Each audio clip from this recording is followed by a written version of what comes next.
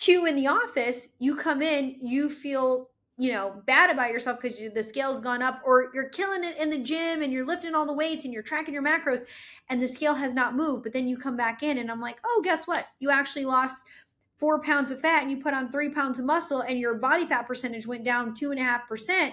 You're feeling amazing, right? So I've taken that psyche piece of it and I tell patients, don't worry about what your weight is in relationship to gravity. Just focus on the InBody. And so patients will stay engaged in the practice. They come to their follow-up. They're actually excited to get on their InBody because they know, like, okay, Lexi gave me these 2 peptides and I got my testosterone optimized and now I'm ready to see, like, what's the outcome of it.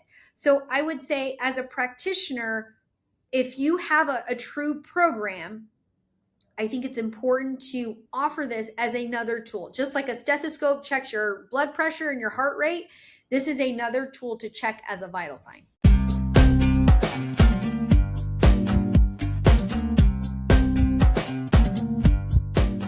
Welcome to Beyond the Scale. I'm your host, Bradley Davie. This podcast exists to educate and empower the next generation of healthcare providers. We're here to share powerful tips, tricks, tools, and resources to help catalyze your growth with InBody's ecosystem of health assessment tools. Today, we're going to talk about how body composition is applied in functional and aesthetic medicine to help address root causes. Our guest today is Lexi Yoo. Lexi is driven by her desire to better treat patients by fixing the root causes of their conditions, not just prescribing Band-Aids, but using her extensive training in integrative medicine coupled with her passion for aesthetics. This fresh approach has helped her become a nationally recognized leader in healthcare. Thank you for joining us, Lexi. Welcome. Yeah, I'm super excited to be here. We love InBody. We've been using it for quite a while, and I'm excited to jump into some of these questions. So with the goal of empowering your patients to take control of their well-being and transform their health, tell us a little bit more about your philosophy on care. Yeah, I think, the biggest thing that we've learned probably more recently is with turn of events in, for example, the pandemic, I think people want to take more of an active role in their care instead of being told what to do. They want to feel empowered and they want to feel educated. And I think we as practitioners, especially in the functional medicine space, have a very unique opportunity to do so. So I would say how I approach care is I love to educate. I love to educate my patients. I love to educate practitioners. And I think the more little bite-sized pieces of education that I can give them, the more empowered they are to make more informed decisions instead of being told what to do. They actually have some knowledge and can play more of a partner in their healthcare with me instead of just a patient. Tell me a little bit more about where you got your start and how did you develop that philosophy of care?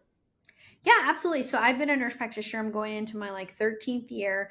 I started out in pediatrics, very traditional. I worked for in a pediatric hospital for general surgery and trauma. And there's literally nothing more conventional than acute care like that. Which was great. I learned a ton. I'm super grateful for all the opportunities. I got to work in a teaching hospital. So that's, I think, where my love for education kind of came from. And then I got to see residents being educated and fellows and nurses and all those things. But really kind of where my interest started is in CrossFit. So if you know much about CrossFit, you drink the Kool-Aid, right? You buy the nanos, you do the open, you do the paleo, you do all those things. And right around that time, there was a job opportunity to go work with a bariatric surgeon. And so he was looking for an NP to run his medical weight loss program and really kind of just dig more into the nutrition stuff. Which I loved it. I actually really, really loved it. And so I stepped away from acute care and jumped in, and I got to work very closely with a dietitian. And that was absolutely amazing because I got to learn so much about what goes into, in bariatrics, a resective procedure, which is like a gastric sleeve or a Roux-en-Y, versus a non-resective procedure, which would be like a lat band, for example. Along that time, I'd also picked up some hours in an urgent care just because I'm a little bit of an adrenaline person. I kind of like the fast pace. So I kept those skills fresh the whole time, which was great. I'm really glad that I did because it kind of gave me a way to kind of switch brains quickly. Then after a couple years, there was an opportunity to go work with a internist. So an internist is it's a doctor who it's a little different from a family doctor in that a family doctor it's you have to know a little bit about everything versus an internist you really get to work things up and dig into like the devil's in the details like you dig. And so he was looking for a nurse practitioner to come work with him to kind of maybe help more on the women's health side of things and kind of do more nutrition and things like that. And so I was like, yeah, why not? Let's try it. And so I started working with him, and I really got to have an eye opening experience because at that point, I was working for a practice who didn't take insurance. And so I think that is a big thing is how do you approach that with a patient and you feeling comfortable with, we don't take insurance, but this is how much things are. And this is why I think you would find value with it. And so that was actually my first exposure to InBody. So this was like 8-9 years ago. So I've been using it a while. And the first InBody I was exposed to was the 570. And that's actually one of the ones that we still have. We have 3 InBodies, but that's one of the ones we have. And so I really got to start really customizing plans based on body composition. And I think that's super, super cool. I love looking at data. I love looking at labs and how their body composition can kind of relate to that and showing that to the patient and explaining to them. So then when they see those results, they're more vested in what you're trying to help them do. So that's kind of how I got into it.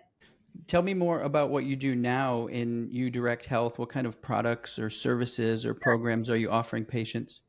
Yeah, absolutely. So I have been trained through the Institute for Functional Medicine, and so that is a pretty rigorous functional medicine training program where we focus on root cause medicine. So we do a lot of functional medicine, so optimization of gut health, a lot of hormones. Hormones is probably like the bread and butter of what we do.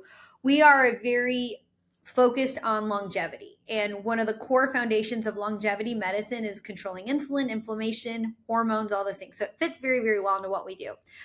We do a lot of hormone pellets. We're a big BioT practice. So BioT is a pellet training company. We are top 3 in the country, which is pretty big stuff. We do a lot of peptide therapy, and I've been doing peptides for the last 6 years. So peptides, like I started doing peptides before GLP-1s were even like in the scene right now. So got to see a lot of really cool results on the InBody with some of the peptides that we unfortunately don't have available anymore, like AOD and CJC and things like that. We do IV therapy as well. We're really known for something called ozone therapy, which is it's like a way to help patients with reducing oxidative stress in their body. We do aesthetics as well. So we always say we make people pretty on the inside, on the outside. So we do a lot of injectables in the face. We do hair restoration. We do men's health as well. So I always say I have a very lucky job. I get to do all the things in medicine that I love, and weight loss and weight management, optimization, body composition. That's a huge, huge part of it.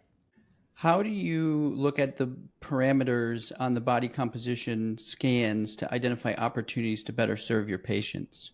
Absolutely. I think one of the biggest things that I think we do really, really well, especially that first appointment, is I always want to know what are your top 3 goals in order of most importance to you. So if they come in and let's say, I'm just going to give an example. Let's say their visceral fat score is 12 and I want it to be 5, but that's not on their goal list. I can't jump into that. Right. So I need to see like, okay, so goal number 1 is I just want to have energy. Okay, great. So I need to be looking at their nutrient values. I need to be looking at their hormones. I need to look at their thyroid. And then let's say, number 2 is I want my sex drive to be better. I want to have a libido. I'm like, okay, great. So we got to focus on those things. And then let's say number 3 is weight loss. So what I try to, especially when I teach practitioners, is you always want to have their goals at the forefront of your mind, because if their eye is on a different prize than yours is, you guys aren't aligning, not aligning at all. So I would say I usually start with what their goals are, and then I explain to them, okay, then these are the steps we need to take, whether it's, let's start with some diagnostics. So when patients come in, we get their vital signs, they get an InBody, we do blood work. Every patient gets that same pattern because I want to leave no stone unturned. So the question becomes, well, what if I'm not there for weight loss? I don't care. You're still getting an InBody because it is another tool in our large data toolbox that we can do to really maximize what we're trying to achieve here.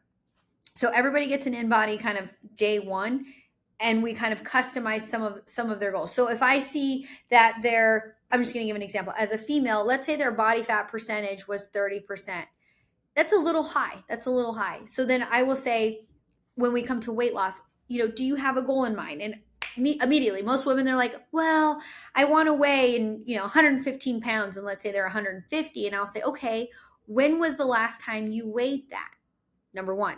The second thing I will ask too is I think that is fine, but I would actually focus more on body fat percentage. And here's why. Because we always say muscle is the currency of aging. Muscle is thermogenic, which means it burns calories at rest. Muscle can help with insulin sensitivity, which is, again, one of the biomarkers of aging. So I'll say, instead of maybe focusing on 115, which is kind of a long journey, let's try to get 2% body fat down in the next, 3 to 4 months. And you may hit that goal sooner. You probably will. But let's take little bite-sized goals there. So I try to focus a lot on body fat percentage and visceral fat scores when I'm creating goals, because those are what is going to improve longevity for them. What are some of the other staples in the program? People come in and they get the InBody, their blood work done. You're getting vital signs for them. When people start programs, what are some really important things that you kind of hold as foundational for longevity and health? Absolutely. So I think one of the big things that we really kind of hone in on is the lifestyle piece of it, which is so hard, so hard. And all of us are guilty of this because we're moms, we're wives, we're husbands, we're business owners, we're doing podcasters, we're doing all these things. I think one of the core foundations is thyroid hormones and gut.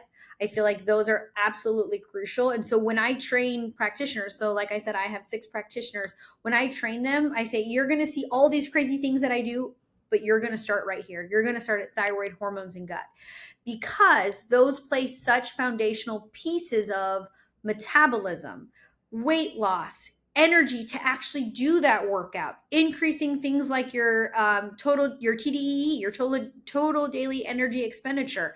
If your thyroid is shit, it's going to be really hard for you to do that. So I would say thyroid hormones and gut are the initial foundation. So a lot of times that will be a blood panel, and that will look at full thyroid panel, so free T3, free T4, TSH, TPO antibodies, full hormone panel, and that will be gender specific. Every patient gets a hemoglobin A1C. That is the 90-day average, looking at glycosylated hemoglobin, which is also, in my book, a marker of longevity. Every patient gets a high-sensitivity C-reactive protein. That's a marker of inflammation. And then we kind of customize it. If they're really here for a lot of gut issues, they spend a lot of time on antibiotics, or they always, sinus issues, birth control, SSRIs, you need a microbiome test. So we might send them home with a stool kit. So I would say thyroid hormones and gut, blood panel, InBody, that's like core, like 101. And then we start layering it, because you want to give patients enough where it's digestible but not overwhelm them. And I think that's a really hard skill that a lot of new practitioners make, is that you're like, I want to do everything, and it's like, yeah, me too, but we got to break it down so they can go see the result and then come back. So tell me a little bit more about that when they come back, and the follow-up and the maintenance. How are you utilizing InBody in that process? Absolutely. So we typically will do our initial intake, and that's usually about an hour appointment. We're very lucky. We have a lab in-house. So they come, they get their InBody, get their vital signs, they meet with the practitioner, we do their intake, they get their lab work done in the same day.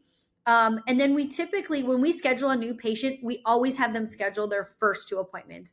Why? Because we've been on a wait list for 4 years. So it's really hard to get back in if you can't get in. So they come back 2 weeks later. So I have all their blood work back. And then we sit down for about an hour and we go over, how is this related and how is this affected and all those things.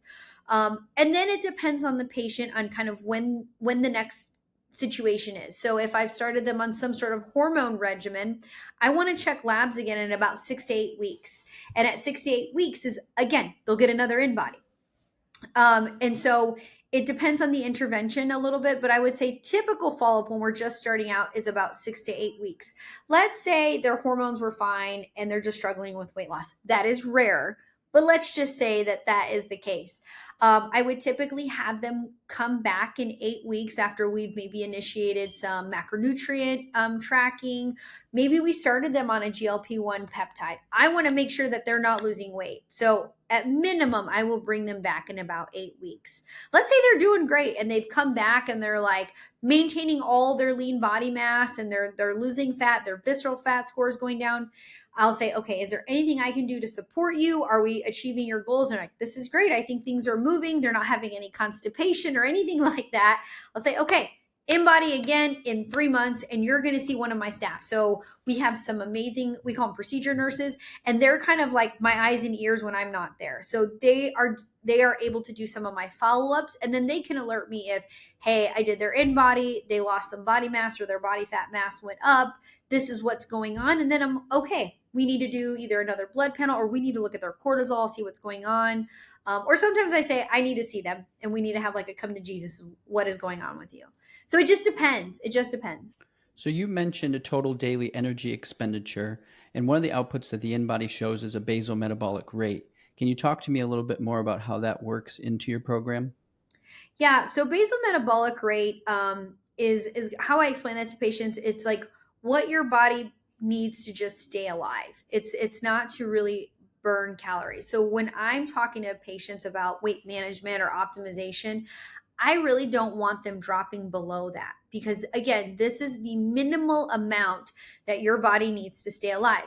Now, one of the things that I really like patients to do and how we increase our total daily energy expenditure is by increasing some of those things. So like I'm a big person of after you eat your meal, I want you to walk for 20 to 30 minutes because that is going to not only help with digestion, but that's also going to increase your TDEE. Another thing that I'll have people do is, they'll say like, oh, my knees are bad, I can't run. Totally fine. I would love for you to ruck. So I have people walk wearing a weighted vest or a backpack with weights or just some ankle weights because you're going to increase your energy expenditure by carrying just a little bit of extra weight without increasing the endurance piece of it. So I look at BMR or basal metabolic rate as the minimal amount I need for you to stay alive, but that doesn't include all the other activities that you need to do. Are you then converting that into a total daily energy expenditure and helping them align with a certain macronutrient breakdown as well? Yes. So a lot of times what happens is, especially in our weight management program, is I try not to overwhelm them because when patients are coming in, they're just like, I got to track this macro and I got to log this and their sugar's this. So at minimum, what I tell them, especially most of our patients are going to get on some sort of peptide, is I'll say, there's two things I want you to focus on. I don't want you to drop your calories below the BMR, and I want you to hit your protein in the number of grams of protein is 1 gram per lean body mass. So I will say, like, so if your lean body mass is 100 pounds, your goal for macros on protein is at least 100 grams of protein per day. So that's always like step one is start tracking it and let's focus on one thing. Because if I focus on five, and I know this because I used to run a nutrition coaching business, if I give them 5 things, they're going to focus on none of it. But if I give them one thing, they might actually do it. So, visceral fat is obviously an important health risk indicator. How do you define that risk and explain that to your patients when you see their results? Yeah, absolutely. So visceral fat, I always say this is what we call the scary fat. This is the fat that encapsulates the internal organs. And so that fat around that area can put you more at risk for things like heart disease, diabetes, hypertension, hyperlipidemia, insulin resistance, all those things.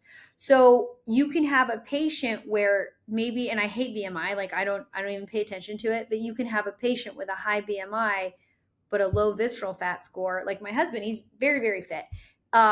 So it's a better indicator of longevity as well as fitness. I always say for patients, 10 or less is okay. 5 or less is awesome.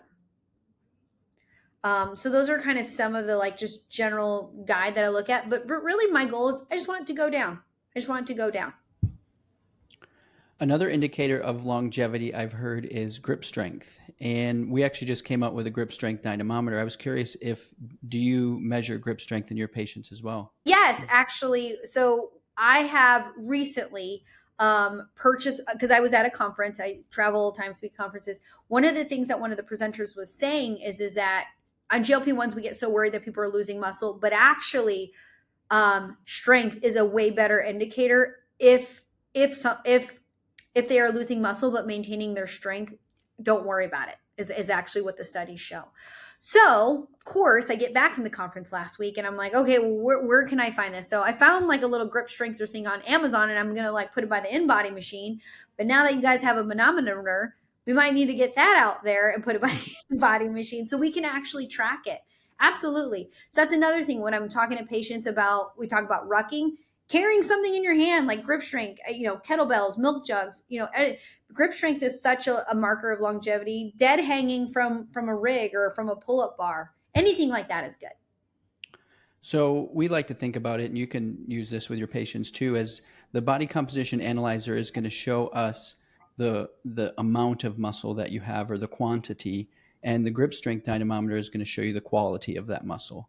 Love it. And our ecosystem is set up in a way where the body composition analyzer and the grip strength dynamometer integrate together. So you finish the body composition test and the dynamometer is connected through Bluetooth, and you would then grab it and you would squeeze it twice on each hand, and you'll see those scores on the screen of the device, and then they can get pulled into the result sheet, go to the cloud, into the app as well.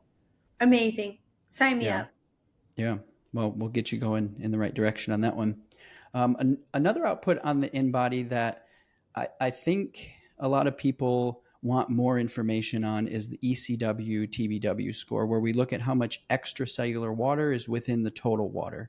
And that's water that's in your blood, in your skin, in your lymphatic system. And some people might call that score edema or inflammation over time if we're tracking the changes on that. And I've also learned that from others that it's a good indicator of overall metabolic efficiency when we look at how the water moves through the body. So can you tell me a little bit of how you loop that into your program and track that over time? Yeah, absolutely. So like I said, in our practice, we do a lot with hormone optimization kind of thing. And one of the things that we often see is when we give women testosterone, it causes their muscle tissue to swell. So I preface it with, listen, I know that the ECW is going to go up. I fully expect that to happen. So I think if you lay the groundwork, and I explain what it is that muscle is going to hold more water because we're stimulating those androgenic receptors with testosterone.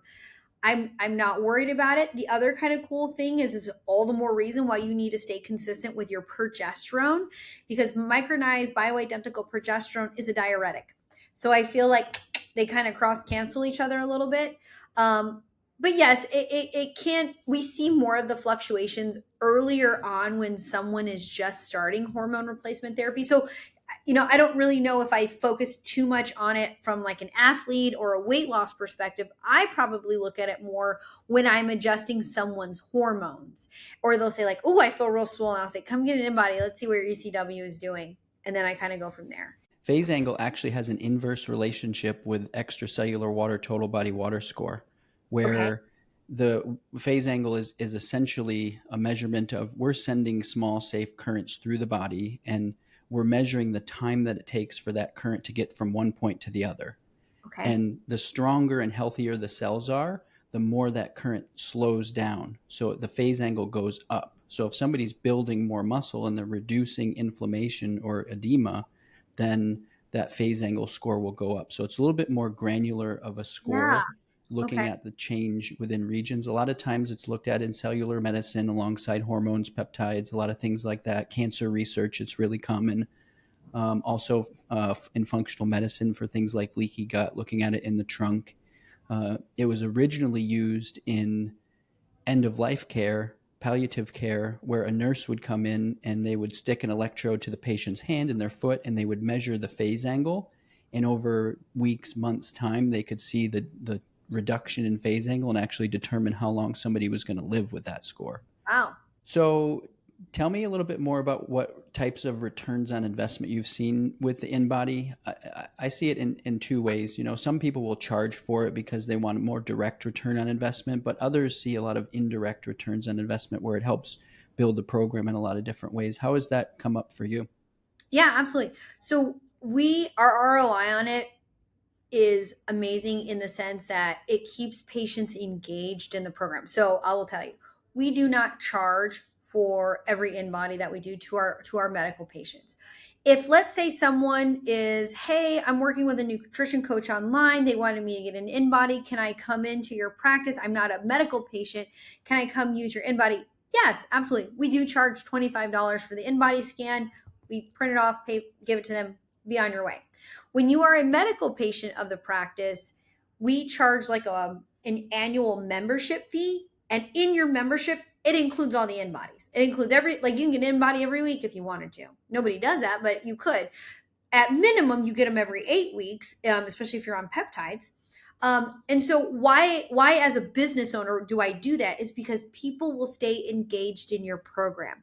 The evil number on the scale when you stand, get up in the morning, you take your morning dump, and then you get on the scale, it's your body's relationship to gravity. That's all it's tracking. There's so much more magic that's happening on the inside that stupid scale is not telling you. Q in the office, you come in, you feel bad about yourself because the scale's gone up, or you're killing it in the gym and you're lifting all the weights and you're tracking your macros and the scale has not moved. But then you come back in and I'm like, oh, guess what? You actually lost 4 pounds of fat and you put on 3 pounds of muscle and your body fat percentage went down 2.5%. You're feeling amazing, right? So I've taken that psyche piece of it and I tell patients, don't worry about what your weight is in relationship to gravity. Just focus on the InBody. And so patients will stay engaged in the practice. They come to their follow-up. They're actually excited to get on their InBody because they know, like, okay, Lexi gave me these 2 peptides and I got my testosterone optimized and now I'm ready to see like what's the outcome of it. So I would say as a practitioner, if you have a true program, I think it's important to offer this as another tool. Just like a stethoscope checks your blood pressure and your heart rate, this is another tool to check as a vital sign. I'm curious how patients respond to the InBody, the body composition analyzer, what the culture might be like around it in your practice, because I know sometimes the information is sensitive and people have hesitations around that. How do you address that with the patients? Yeah, we don't have many patients, but we do respect people when they're like, I don't want to know what it is. Because if that's going to put them in a bad headspace, I don't want that for them either. But I do need the data so I can see if the recommendations I'm making are on point. And they are totally fine with that. They're like, you can see it, but I don't want to know about it. And I'll put like a little note on their chart. Don't show them their InBody. They don't want to go over it, kind of thing. But honestly, we've got over like 5,000 patients in our practice. I could probably count on one hand how many patients those are. But what's kind of cool though is once we get them starting to lose weight, they'll say like, okay, I'm ready to look at it. And then I show it to them and they're like, oh, I'm so glad that you made me do this because now I have data to look back at it. And so I do respect their wishes, but we're very like, nope, it's just part of our vital signs. Like it's almost like, I don't want to say it's not an option. Everyone has options, but it's almost like you come in through the door. We say, do you need to go potty? Empty your bladder. And then we've got 2 InBody machines, boom, boom, right there. You hit that station, then you go to the patient room, then you get your vital signs, then you do your intake. Like it's all very much like a sequence. And so I love it when so part of our training academy is we have practitioners who come in shadow. And I'm like, it's like, boom, hit the room, hit this, hit the InBody, go there. It's just part of our program. So you mentioned you have a training academy, and I'm curious, and we can talk about more of that in a second, but I'm curious around if somebody was just starting with an InBody now, what kind of recommendations would you give to them? Maybe growth hacks or accelerators or secrets that you've learned as you've evolved with your use of the InBody?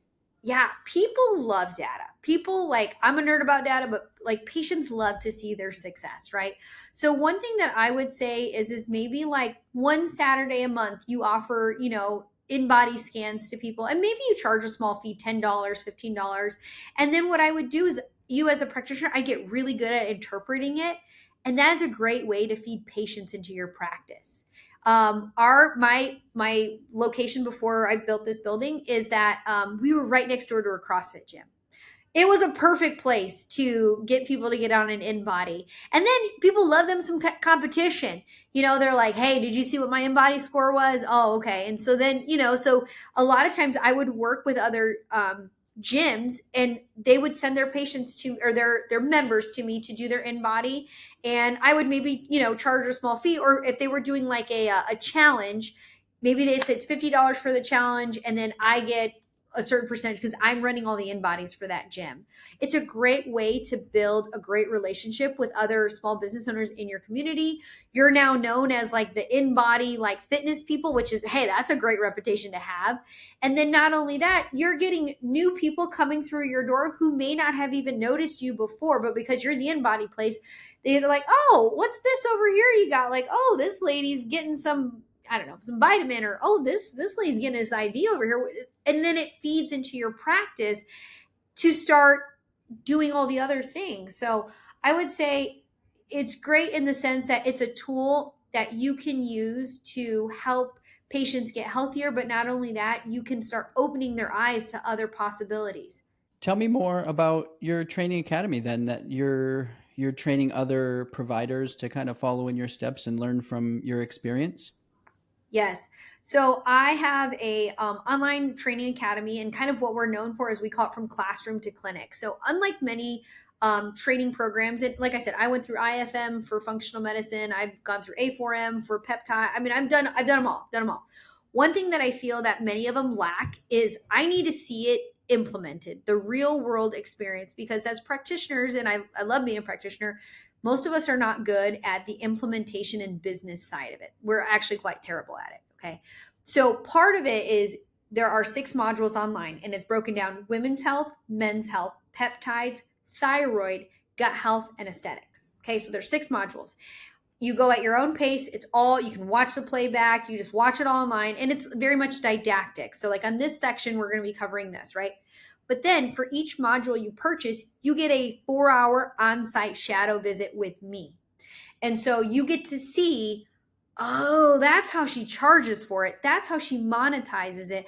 That's how she incorporates it with her patients. Okay, this is how she bundles it. You're able to see that and ask those questions and really walk away with it. Okay, I'm ready to do this Monday morning on my patient. That's what I feel like we do really, really well, is we make it more real life to the practitioner. So they walk away knowing, I need to get an InBody, and I know that every patient's going to get an InBody, and then at 6 weeks, they're going to get another InBody, and they're going to follow up with me here. So I feel like the Training Academy is known for that. But yes, we teach on that. We offer on-site shadows. We offer business consulting to help practitioners scale their business.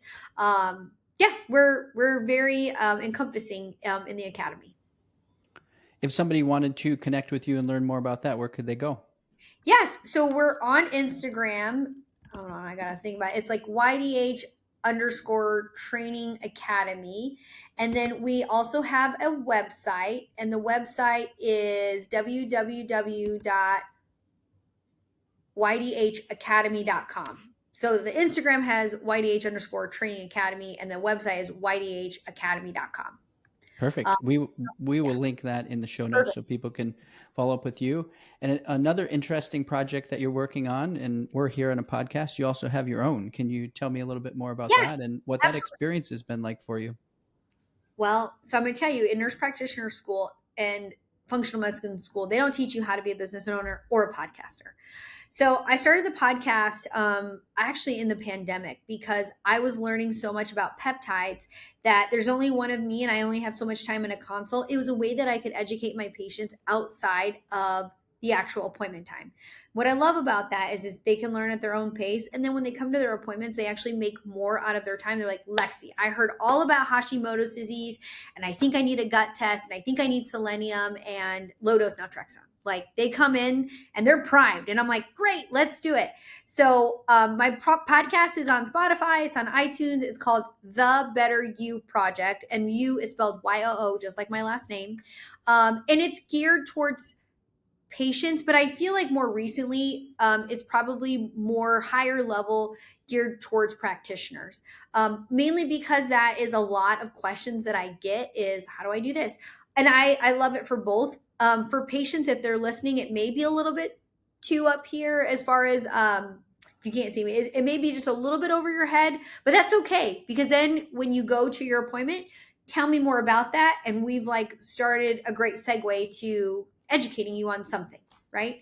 So yes, Better You Project, iTunes, Spotify, all those good things. And we cover everything that we do, we talk about. I love that as a strategy of educating your patients, because they can still get that continuum of care when they're not with you, and learn from you too.